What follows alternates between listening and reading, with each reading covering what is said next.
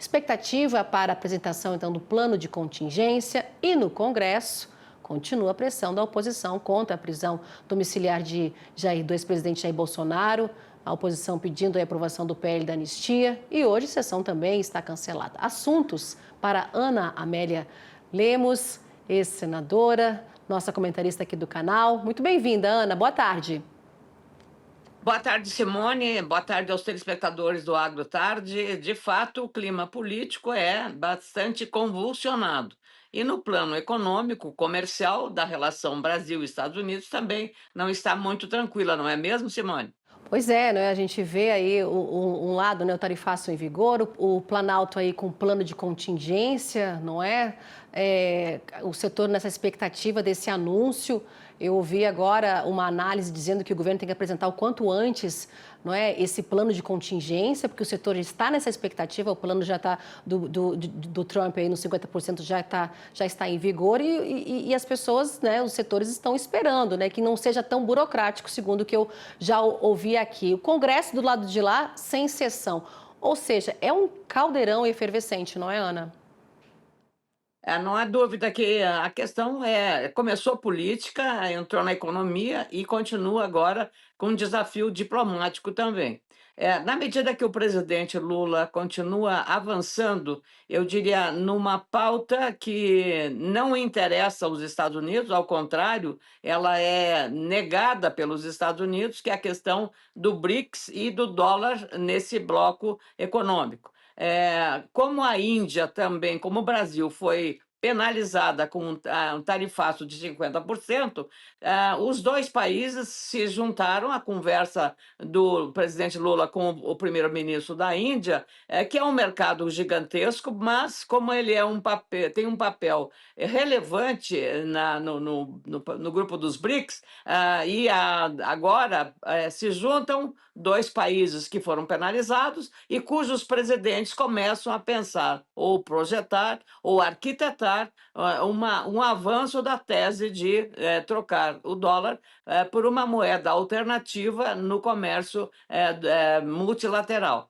Isso realmente é a pior coisa que a Casa Branca aceita. E por causa dela, especialmente por causa dessa questão da substituição do dólar por outra moeda no BRICS ou no comércio global, é que as armas do Trump no tarifaço se dirigem ao Brasil, à Índia e a todos os demais países. No caso da Rússia, que também é um protagonista em relação ao BRICS, o caso é diferente. Aí tem um envolvimento militar de defesa com a história de os Estados Unidos estarem apoiando a Ucrânia. Então, aí entra um outro componente da geopolítica que vai interferir também. O fato é que cada vez que isso vai se prolongando, mais as questões vão se deteriorando e as relações também. O ministro Fernando Haddad teria uma reunião na próxima semana com um secretário homólogo a ele, não está ainda bem confirmado esse encontro, e esta reunião do presidente Lula, que será virtual, com o seu homólogo da Índia, pode ter repercussões ainda que possam inspirar outras medidas mais de retaliação de parte do governo americano. Some-se a tudo isso, minha cara Simone, a entrevista dada pelo Eduardo Bolsonaro ao jornal O Globo, em que ele está dizendo que ficam também sob a mira de sanções, os presidentes da Câmara e do Senado, respectivamente, Hugo Mota e Davi Alcolumbre. Por quê? Porque Eduardo Bolsonaro, que está conduzindo essas negociações nos Estados Unidos, ele está impondo à Câmara a que paute a votação da anistia geral e restrita. E no Senado, o impeachment do ministro Alexandre de Moraes, que, aliás, hoje deu uma aliviada em relação à prisão domiciliar do ex-presidente Jair Bolsonaro, permitindo visitas de familiares sem consulta prévia ao Poder Judiciário, especialmente ao ministro Alexandre de Moraes. Esse alívio foi pedido pelos advogados e também uma parte sugerida por parlamentares que se reuniram ontem com alguns aliados ou relacionados diretamente ao Supremo Tribunal Federal. Então, está se tentando colocar panos quentes numa situação que está, a cada dia, trazendo mais preocupações num cenário já bastante nebuloso, minha cara Simone. No contexto político, amanhã deve ter essa reunião de líderes, não é? O Hugo Mota já falou em relação a isso. Hoje a sessão não está ocorrendo desde ontem por conta aí dessa posição, não é, da oposição em fechar, não é? Dormiram lá, não é, Ana? Passaram a noite no Congresso, enfim. Agora, o Fernando Haddad. Aliás, ontem, lembra que nós comentamos ontem, Simone, que a oposição fez o movimento para ser hoje estampada a foto das manchetes principais dos jornais. O que deu foi exatamente isso.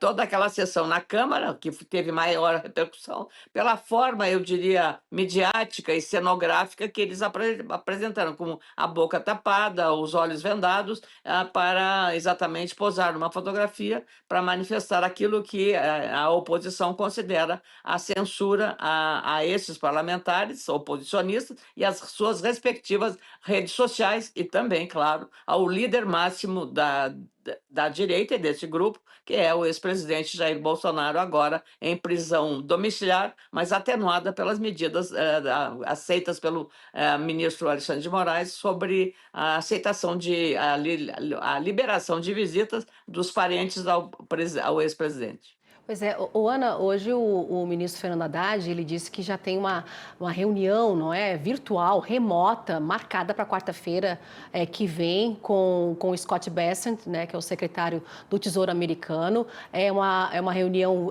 virtual, remota, mas que se avançar, ela pode até virar um presencial aí. A gente não sabe o que vai acontecer, mas já tem esse primeiro passo, o interesse, né, os Estados Unidos oficializando esse interesse em conversar com o Brasil. O ministro deu essa informação hoje.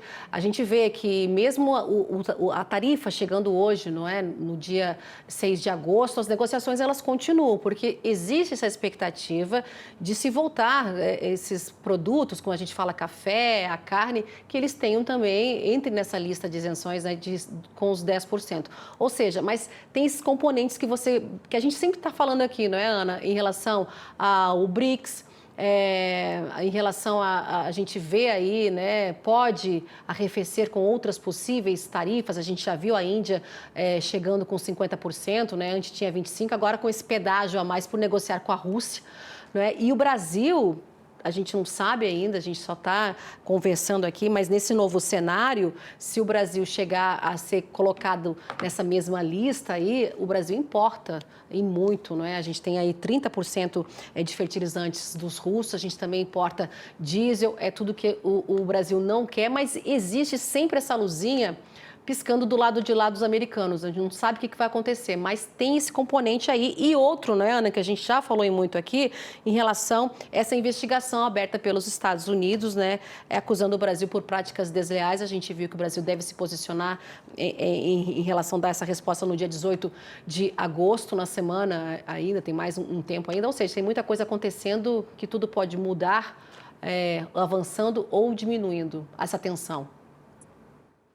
Simone, essa questão da sanção à Rússia por conta da guerra contra a Ucrânia, no caso dos fertilizantes, um tarifaço de 50% nas exportações russas para o Brasil vai ser realmente uma situação absolutamente perigosa para o agro brasileiro. E aí volta uma questão: por que o Brasil, que é um dos líderes na produção de proteína vegetal no mundo que depende basicamente de importação de um insumo fundamental para a agricultura, que é o fertilizante, como é que nós somos ainda, neste momento, dependentes da importação, tendo reservas minerais que são as maiores do mundo em todos os tipos de minerais, inclusive aqueles que compõem a formulação dos fertilizantes? Tendo uma empresa de petróleo, a Petrobras, que já sabe dessas potencialidades e poderia estar na área dos nitrogenados, trabalhando intensamente também em favor da produção dos fertilizantes. É inacreditável que isso tenha trazido à tona a nossa deficiência no mercado interno do fornecimento de um insumo que é básico e fundamental para a agricultura. Então, esse nó que, se for atado pela Rússia, pelos Estados Unidos, como punição à Rússia e também ao Brasil, isso vai ter uma repercussão extremamente preocupante para o agro brasileiro.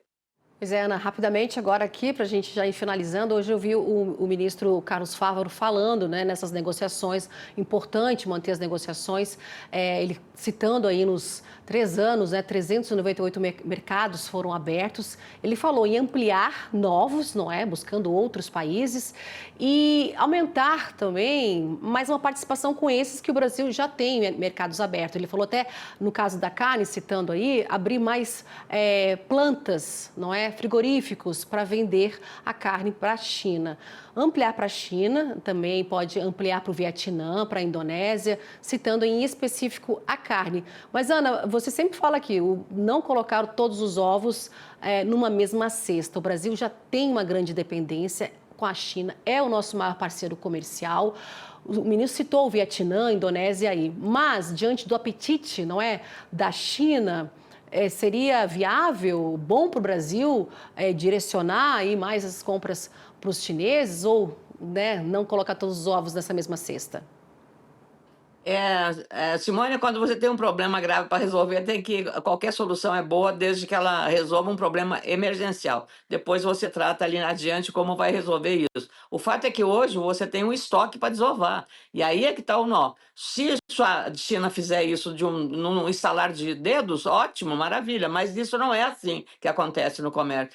Tem toda a questão logística para mandar os contêineres carregados de carne que está esperando para ir para os Estados Unidos, desviar para ir para a China. Então, de fato, é uma operação emergencial, mas isso precisa ser feito não é de uma solução muito imediata, é uma solução que demanda algum tempo. E a criação de novos mercados demora mais tempo ainda. Você ouviu há pouco, estava ouvindo aí um especialista explicando que não é bem assim que você conquista um novo mercado. O Brasil vem negociando há muito tempo. Eu sei que agora as Filipinas, onde está o embaixador Gilberto Moura, abriu o mercado, que não era um comprador tradicional de carnes do Brasil, agora abriu o mercado. A Índia, por exemplo, não consome carne bovina. A vaca é sagrada, a carne não come carne bovina. Então, são mercados grandes, importantes, mas que têm a limitação religiosa de hábitos alimentares, como é o caso de países árabes que não compram tipos de carnes aí também que não servem para eles, como carne suína. Então, é uma limitação que também tem impacto na hora das negociações e de encontrar mercados alternativos para os produtos brasileiros. Até o ministro citando aí em relação ao pescado, não é, para a América Central, tentar abrir esse mercado aí da América Central que o Brasil não tem ainda, mas como você falou, leva-se tempo e é um próximo passo aí. Ana Amélia Lemos, nossa jornalista. Se dá para que as coisas se resolvam lá rápido, não é, Simone? Amém, vai sim, né, Ana? Obrigada pela análise aqui com a gente, viu? Uma boa tarde para ti. Igualmente, boa tarde para todos. Boa tarde, tchau, tchau.